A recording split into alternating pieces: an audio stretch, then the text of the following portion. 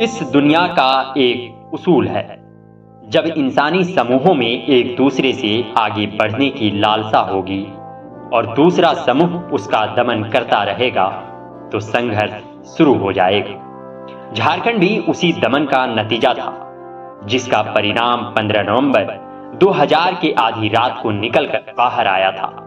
आज झारखंड के स्थापना दिवस की उसी इतिहास को बताते हैं।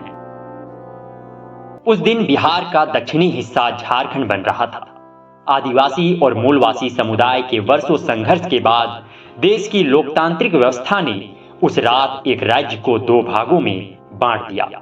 जो दक्षिण हिस्सा वाला क्षेत्र था उसका नामांकन वनांचल किया गया, जिसे बाद में बदलकर फिर झारखंड कर दिया गया। यह 1912 से चली आ रही 88 सालों के अथक संघर्ष का परिणाम था, जो भाषा, संस्कृति और खान पान के आधार पर अलग पहचान की मांग कर रहे थे।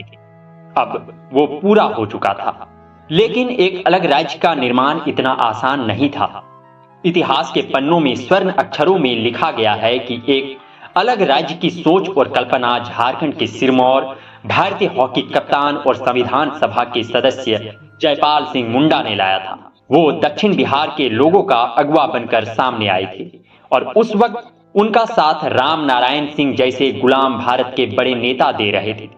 साल 1928 में दक्षिण बिहार में रह रहे ईसाई आदिवासियों द्वारा संगठित एक राजनीतिक शाखा उन्नति समाज ने पूर्वी भारत में एक आदिवासी राज्य के गठन के लिए साइमन कमीशन को एक ज्ञापन सौंपा, जिसमें बिहार, मध्य प्रदेश, बंगाल, उड़ीसा के कुल 28 जिलों को मिलाकर अलग झारखंड राज्य का मांग किया गया था।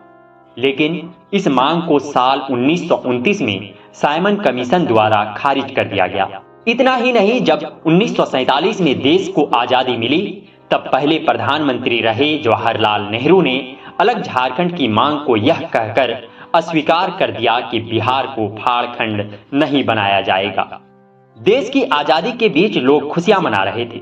ऐसे में कुछ सालों तक अलग झारखंड राज्य की मांग धीमी हो चुकी थी। इधर साल 1938 में ही उन्नति समाज का नाम बदलकर पहले आदिवासी महासभा किया गया, फिर आदिवासी महासभा से झारखंड पार्टी, जिसके अध्यक्ष जयपाल सिंह मुंडा थे। आजादी के बाद देश में तेजी से औद्योगिकीकरण बढ़ रहा था और उद्योग के लिए खनन कार्य भी उसी तेजी से की जा रही थी। बिहार के दक्षिणी हिस्से वाले क्षेत्रों से धड़ल्ले से खनिज, अयस्क और प्राकृतिक संपदाओं का खनन किया जा रहा था। विकास के नए आयाम दिल्ली की गद्दी से लिखी जा रही थी, लेकिन जिस क्षेत्र से दिल्ली के विकास के नाम पर कई बड़ी कुर्बानियां लगातार दी जा रही थी, उस क्षेत्र के लोगों का विकास हाशिए पर था। खनन, खदान और कंपनियां होने के बावजूद यह क्षेत्र लगातार पिछड़ता जा रहा था। इस क्षेत्र के लोगों को लगने लगा था कि उनके हक अधिकार को छीना जा रहा है। उसके बाद अलग झारखंड राज्य की धीमी पड़ गई मांग एक बार फिर से तेज होनी शुरू हो चुकी थी। अप्रैल 1954 में बिहार विधानसभा के सदन में छोटा नागपुर और संथाल परगना के आदिवासी मूलवासी विधायकों ने राज्य पुनर्गठन आयोग को एक स्मरण पत्र सौंपकर फिर से अलग राज्य का मांग कर दिया। लेकिन दक्षिणी बिहार के हिस्से में ईसाई आदिवासी और गैर ईसाई आदिवासी समूहों के बीच विशिष्ट पहचान और संघर्षों के कारण साल 1963 में जयपाल सिंह मुंडा ने झारखंड पार्टी को पार्टी नेताओं और अन्य सदस्यों से विचार विमर्श किए बिना ही कांग्रेस में विलय कर दिया। इससे आंदोलन को आघात पहुंचा और प्रतिक्रिया स्वरूप छोटा नागपुर क्षेत्र में कई छोटे छोटे झारखंड नामधारी दलों का उदय हो गया, जिसमें अखिल भारतीय झारखंड पार्टी, हूल झारखंड, बिरसा सेवा दल, शिवाजी समाज, सोनत संथाल समाज जैसे कई संगठन अस्तित्व में आ गए और एक वर्ग विशेष का नेतृत्व करने लगे। फिर साल 1972 में 25 सालों तक झारखंड की राजनीति को अंदर से समझने वाले विनोद बिहारी महतो और कॉमरेड ए.के. रॉय ने आदिवासी नेता शिबू सोरेन के साथ मिलकर झारखंड मुक्ति मोर्चा नामक पार्टी बनाया। पार्टी का उद्देश्य था अलग झारखंड के निर्माण के लिए आंदोलन और संघर्ष करना। फिर वर्ष 1986 में गरम दल की राह पर चलते हुए झारखंड आंदोलनकारी निर्मल महतो ने ऑल झारखंड स्टूडेंट यूनियन की स्थापना की, यह संगठन असम में चल रहे आंदोलन के तर्ज पर गठित किया गया था। आजसू अपने स्थापना के बाद से ही झारखंड अलग राज्य के लिए आक्रामक रही। संगठन के नेता जमीनी स्तर पर आंदोलन कर रहे थे। इस बीच दिल्ली की सियासत समझ चुकी थी कि अब पटना को ज्यादा दिनों तक राजधानी बनाए नहीं रखा जा सकता। इधर झारखंड अलग राज्य के लिए संघर्ष कर रहे विभिन्न संगठनों के कई बड़े नेताओं को लग रहा था कि अलग अलग लड़ाई लड़ने से आंदोलन की धार कम हो रही है। फिर professor Ramdayal Munda, doctor BP Kesari, Vinod Bihari Mahato, Surya Singh Besra के नेतृत्व में झारखंड समन्वय समिति का गठन किया गया। संगठन का उद्देश्य था विभिन्न दलों के बीच समन्वय स्थापित कर आंदोलन को तेज करना। इधर 1988 में ही डॉक्टर बीपी केसरी भी अलग राज्य निर्माण को लेकर राष्ट्रपति को ज्ञापन सौंप चुके थे और उसी साल भाजपा के शीर्ष नेता अटल बिहारी वाजपेयी, लाल कृष्ण आडवाणी और मुरली मनोहर जोशी भी वनांचल राज्य निर्माण को लेकर समर्थन में आ चुके थे। परिणाम स्वरूप झारखंड अलग राज्य मामले को लेकर केंद्र सरकार ने समिति का गठन कर दिया। और फिर जब 1990 में आजसू पार्टी द्वारा झारखंड एकता पदयात्रा निकाली गई, जिस दौरान 15 दिनों में 600 किलोमीटर पदयात्रा किया गया था, उसके 4 साल बाद झारखंड क्षेत्र स्वायत्त परिषद विधेयक बिहार विधानसभा से पारित करा दिया गया। उसके बाद अगस्त 1995 में बिहार सरकार ने 180 सदस्यों वाले झारखंड स्वायत्त शासी परिषद की स्थापना की। लेकिन यह संघर्ष इतना आसान नहीं था। कई बार आंदोलन कमजोर हो जाती थी तो कई बार बेहद आक्रामक।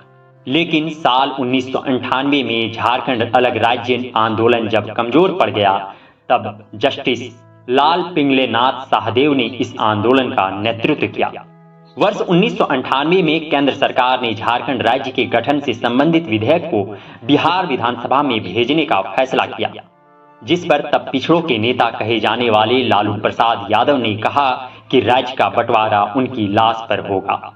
फिर 21 सितंबर 1998 के दिन झारखंड एक्ट के लिए बिहार विधानसभा में वोटिंग तय किया गया, जिसके लिए साम दाम दंड भेद की रणनीति तैयार की गई थी। उद्देश्य था किसी भी सूरत में झारखंड अलग राज्य के प्रस्ताव को अल्पमत करार देकर गिरा देना। झारखंड के कई नेता इसे समझ चुके थे। जस्टिस शाहदेव भी भली भांति जानते थे कि बिहार सरकार द्वारा गलत तरीके से उलटफेर किया जा सकता है और इसी के विरोध में जस्टिस शाहदेव ने सर्वदलीय पृथक राज्य गठन समिति के नेतृत्व में झारखंड बंद का आह्वान कर विरोध मार्च निकाला। जस्टिस शाहदेव के नेतृत्व में अलग राज्य के हजारों समर्थक सड़कों पर उतर आए। परिणाम स्वरूप उन्हें कई समर्थकों के साथ गिरफ्तार कर लिया गया और घंटों तक पुलिस स्टेशन में हिरासत में रखा गया। और इस बंद का असर यह रहा कि प्रस्ताव पर वोटिंग नहीं किया जा सका और केंद्र सरकार तक भी 16 दलों वाली समिति ने यह संदेश पहुंचा दिया था कि झारखंड वाला इलाका एकजुट है। 1998 में बिहार सदन में षड्यंत्र के बाद झारखंड अलग राज्य के नेता जमीनी स्तर पर मजबूत हो रहे थे। इधर देश की सत्ता भी भाजपा गठबंधन के हाथों में आ चुकी थी। इसी बीच वर्ष 1999 में भाजपा नेताओं ने ऐलान कर दिया कि अगर बिहार की सत्ता में भाजपा की जीत होती है तो अलग झारखंड राज्य का गठन जरूर किया जाएगा। फिर संपूर्ण बिहार में त्रिशंकु विधानसभा चुनाव में किसी भी दल को पूर्ण बहुमत हासिल नहीं हो सका। राजद कांग्रेस पार्टी पर निर्भर थी। इधर कांग्रेस के कई बड़े नेता भी झारखंड अलग राज्य निर्माण के पक्षधर थे। फिर क्या था, कांग्रेस ने राजद को झारखंड गठन मामले में हस्तक्षेप नहीं करने की शर्त पर समर्थन दे दिया। अब बिहार में लालू यादव के नेतृत्व में सरकार तो चल रही थी, लेकिन झारखंड राज्य गठन को लेकर वो दबाव में थे। इसी बीच केंद्र की भाजपा गठबंधन सरकार ने 2 अगस्त 2000 के दिन संसद के मानसून सत्र में झारखंड अलग राज्य को लेकर बिहार पुनर्गठन अधिनियम को मंजूरी दे दी। इसके साथ छत्तीसगढ़ और उत्तराखंड भी अस्तित्व में आ चुके थे। 25 अगस्त 2000 को राष्ट्रपति KR नारायणन बंटवारे पर अपनी मुहर लगा चुके थे और झारखंड भारत के 28वें राज्य के रूप में अस्तित्व में अब आ चुका था। लेकिन बंटवारे के वक्त इस नए राज्य का नाम वनांचल पड़ा, जिसे बाद में बदलकर फिर झारखंड कर दिया गया। 15 नवंबर 2000 की वो उजली रात थी जब झारखंड में लोग मांदर, ढोल, नगाड़े की थाप पर झूम रहे थे, क्योंकि यह 8 दशकों के कड़े संघर्ष का परिणाम था और यह जीत आने वाले समय में झारखंड की भविष्य बदलने वाली थी। बंटवारे के बाद पहले मुख्यमंत्री बाबूलाल मरांडी और राज्यपाल प्रभात कुमार बनाए गए, लेकिन 23 वर्ष बीत जाने के बाद झारखंड की तस्वीरों में बहुत बड़ा बदलाव तो देखा नहीं जाता, लेकिन इस ठेठ माटी के लोगों को आज भी उम्मीद है वक्त बदलेगा, झारखंड के पुराने अतीत को सहेज कर नया भविष्य तैयार किया जाएगा। जोहार।